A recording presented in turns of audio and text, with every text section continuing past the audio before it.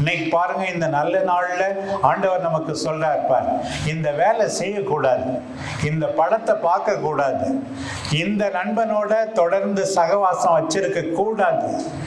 ஆவியானவர் உணர்த்துகிறார், ஆவியானவர் சொல்வதை நாம் எல்லாரும் செய்யணும். இதுதான் நம்முடைய மிகப்பெரிய கல்வி.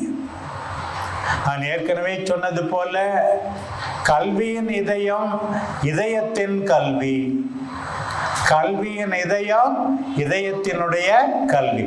இதயம் உருவாக்கப்பட வேண்டும், தூய் ஆவியானவரால் தொடப்பட வேண்டும். அதுதான் மிக முக்கியம்.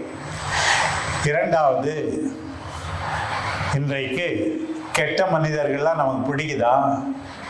கொலை செய்கிறவன், அநியாயம் பண்ணுறவன், திருடுறவன், எல்லா கட்டளையும் மீறுறவன், இவங்கெல்லாம் உங்களுக்கு பிடிக்குமா? பிடிக்காதா? பிடிக்காது.